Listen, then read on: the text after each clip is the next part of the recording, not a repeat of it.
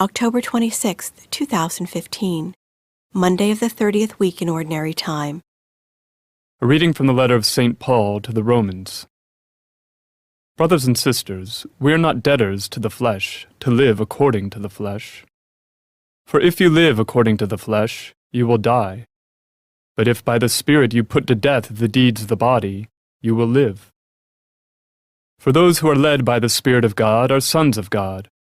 For you did not receive a spirit of slavery to fall back into fear, but you received a spirit of adoption, through which we cry, Abba, Father.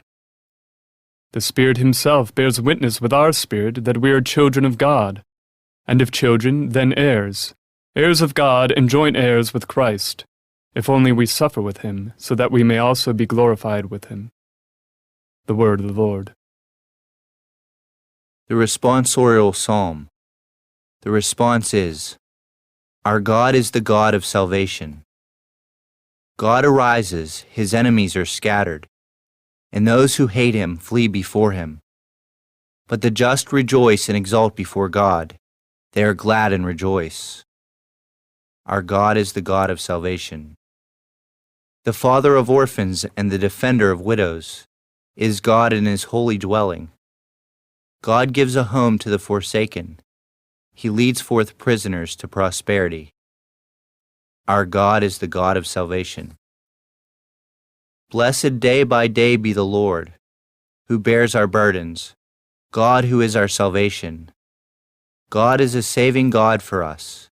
The Lord, my Lord, controls the passageways of death. Our God is the God of salvation.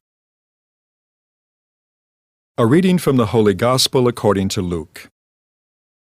Jesus was teaching in a synagogue on the Sabbath, and a woman was there who for 18 years had been crippled by a spirit. She was bent over, completely incapable of standing erect. When Jesus saw her, he called to her and said, "Woman, you are set free of your infirmity." He laid his hands on her, and she at once stood up straight and glorified God.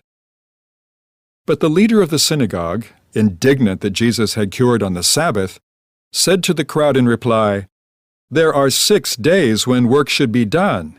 Come on those days to be cured, not on the Sabbath day." The Lord said to him in reply, "Hypocrites! Does not each one of you on the Sabbath untie his ox or his ass from the manger and lead it out for watering?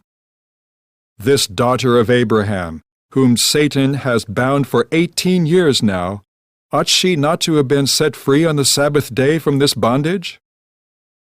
When he said this, all his adversaries were humiliated, and the whole crowd rejoiced at all the splendid deeds done by him. The Gospel of the Lord.